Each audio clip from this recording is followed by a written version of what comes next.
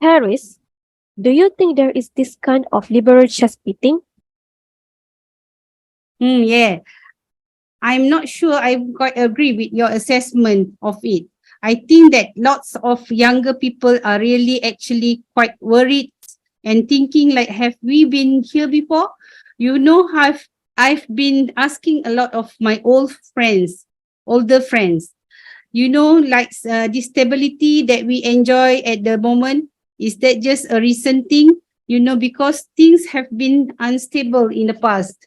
And what I'm hearing is the people do feel like it's going something really new, and it's not business as usual. It's not politics as usual. And I think there's a lot of fear and a lot of uncertainty. And I think to second guess somebody's motive, that he's wrong. I think he. What stability do you have at the moment we live in possibly one of the most troubled times that I can ever remember? And to talk about stability and trying to maintain that, we don't have stability at the moment. What have you and your party have done to improve stability in this country and around the world? Give me one concrete example. Well, actually leaving the European Union. You think breaking up with the European Union is increasing stability? Is one of the main things that we do actually try and secure our country, because we are. The European Union is, where do we start? Let's talk about. I think we should talk. I just want to carry on. Why so much support and so proud rather than Remnick? Yeah, let's just talk about Trump and Remnick just now. If I could, but he concedes Trump having been elected, that there are serious group of unrepresented people with genuine grievances. He spoke to the British North in the American South quite correctly. When did you hear David Remnick or any of the people like him at all concerned about those people before the emergence of Donald Trump for decades? Well, let's just. This has been waiting to happen. They paid no attention to it at all until recently people. It's not a fair point, David. And you were saying we're looking for the parachute. We're desperately looking for the parachute. The point was we can go. We can revisit the campaign. But we know that Hillary Clinton doesn't pay enough attention to the Rust Belt. We didn't. We know she didn't do all that. It's just come upon them as if they didn't think it was coming. I think we just got a point. I think it's not enough to get that people are suffering, that people are discontent of globalization. I think it's about doing something about it. I think we have to remember Hillary. We lost the election as well as Donald Trump, winning the election. And the failure of the consensus politics. Remember the Republican Party as well.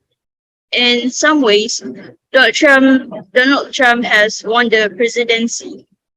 The Republican Party hasn't won the Republican Party hasn't won their presidency. They did most of their everything they could to try and stop him from winning, but they did win Congress. When do you think all this started? We're looking about 2008. You know Obama's elective Labour government here? Medvedev is the new president of Russia. When did all this start? When did this development this? Well, I think it was so. When I was living in the US in the early 1990s, it was already well underway, and one of the major features of it was something which is now mirrored in Europe in a strange way, which is the huge amount of the immigration, much of it illegal, coming across the Mexican border, which is something which Trump sort of addressed, though, and it seems to me a very belated and not very intelligent way, but that changed in the United States hugely and the American Republican moving it and conservative journalism particularly were riven during that period over what to do about it, and the Democrats I have seen nothing to say about except that it was fine. But it has got much more to do with the jobs going than immigrants coming. Well, that is highly uncommitted. Let's go back. It's also to do with the NAFTA apart from anything else but Paris leaks. It's just and on the question of what the trajectory has been in terms of tolerance. You know from the 60s onwards, this was always going to be, with the new laws, with the America, homosexuality wasn't illegal. We had birth control here with lots of different things happening here. And there was a tolerance. You feel that tolerance again has been a kind of blip and we're becoming intolerant towards difference again. A little bit of 2 points that I've made. Firstly, I think a lot of this connected to social media and people just getting their voices heard more. Sometimes there's things that we want to hear and we didn't have the voice before getting voices. Getting voice. Sometimes that people spreading hateful rhetorics, and I really surprised me when I first started seeing comments in the YouTube videos and seeing words that I've not heard in public for years. Really racist turns thinking, God, this is still out there. It really annoys me. This characterization, one of it is a kind of response to political correctness gone mad. And actually in what we are seeing is just traditional sexism and racism and xenophobia recalibrating itself. But if you're hurrying and seeing that, what is giving it license? Well, can I just say, I think it is cynical politician from your party exploiting people's private prejudice. And I think you raise a really good point and about working class people and the left not being interested in them or the right wasn't interested in them. I'm from one of those towns that vote for Brexit, one of those forgotten communities. And I think it's really interesting. Nobody's interested in speaking to everyone. Everyone talks about housing or schools or jobs and all the rest of it. But suddenly when people have got racist concerns, everybody wants to listen to me. It's really important to hear what we want to say. Let's just come back on that. This is precisely the problem, Paris. You think it's funny? You think it's funny with the race in racism, with the race in the hate crimes, when the problem is visible? You think it's laughable? Can I speak? This is the problem that people like you have for years actually said. We don't want to talk about these issues. We don't want to talk about immigration. And you refuse to let people talk about. Hang on. Excuse me. I present a documentary for radio for 2 years ago, 2 years ago, in which we explore people prejudice, and I went to meet a woman who wore hijab because there was one of these prejudice. Something that I feel personally in my mind. We all have stupid private prejudice in our head. If I can just make this simple point, for a very, very long time, people who held perfectly reasoned views on all kinds of subjects from marriage to immigration, what she characterized is having something wrong with them. From both the right and the left. Like their phobia Well, it was particularly left-wing tactic if you held it just in that view.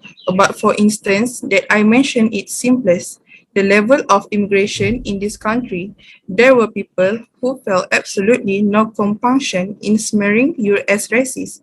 And this happened all this time. And there was a complete unwillingness to debate rationally was. David, do you? You cannot say that and there's something wrong and this is recompense. This is the just example of the reasons we don't talk about the problems of globalization because we're instantly caught onto social cultural issues. We were talking a moment ago about the towns in the north of England and the Rust Belt, their economic decline, the plight of jobs, and now we're talking about social issues. This is the right and the left failing to talk about how exactly those things. I think it's certainly interested that Let's talk about economic of it. Let's talk about the Rust Belt. Mexican immigrants haven't caused the destruction to. So, you're either presumably either take a position for looking ahead to 2017 that this year has been a disaster and there needs to be a fight back, or this has actually been a great year and how do we consolidate it? Let's go with the former, that it's been a disaster and there should be a fight back, which may be your position, but what do you think will happen? What has to happen next year for you to feel better?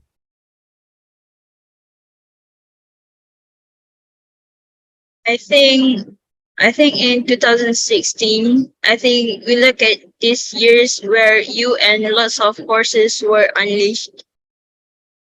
Irrespective of what you think about Brexit or Trump, a lot of expectations, positive or negative, have been raised. Forces of furies have been unleashed. I don't know if Donald Trump has a plan for what happens when people discover he can do all the things he said or on the cap on the campaign trail. I don't know what the plan is for when Brexit, when we don't perhaps get the deal that we confidently say that we couldn't. We're already dealing with disappointment, but there certainly isn't 350 million pounds of the NHS. I agree completely with that. The expectations have been raised by largely irresponsible and marginal people who came to prominence because proper responsible politicians refused to deal with it. And what will this be? It was marginal as far as you are concerned. I have always regarded UKippers as a dead army marginal party, and I don't think that it ever had any serious possibility of reaching power that made it subject to Kissinger.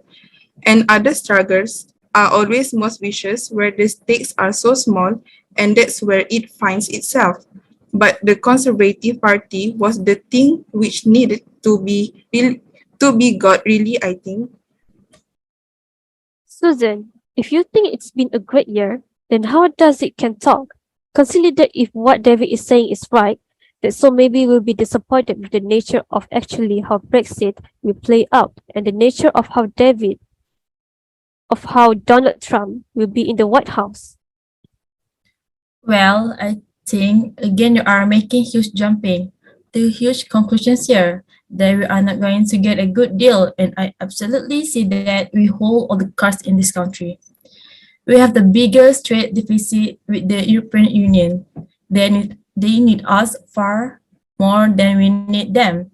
There is very opportunity to get a good deal out there.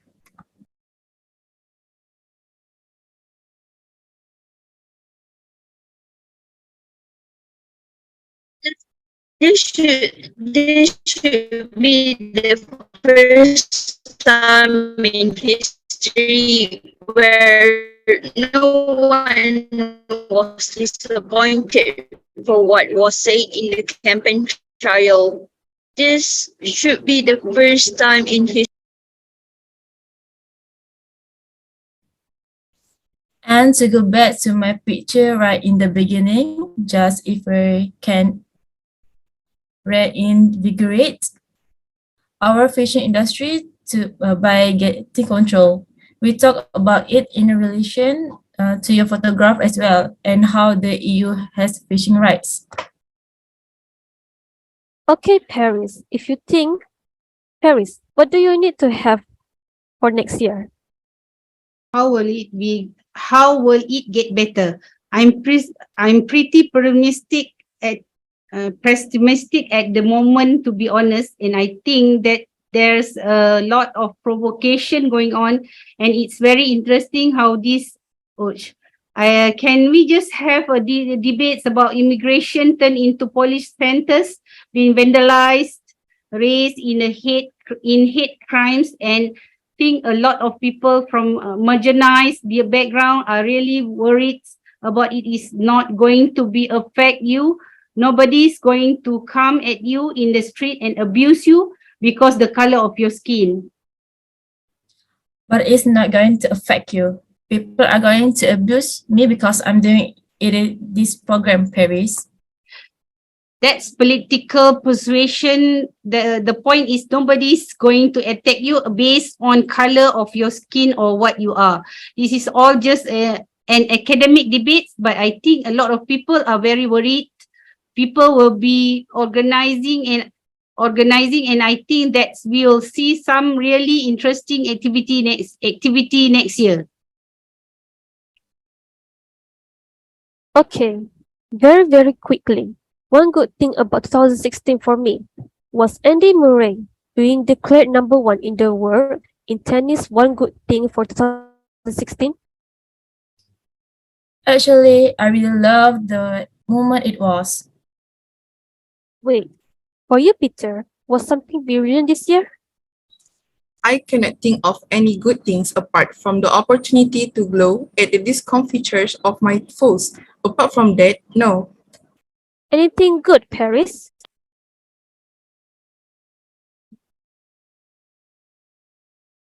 Madonna is a clown. I mean, what is going on? David? The Olympics. The Olympics.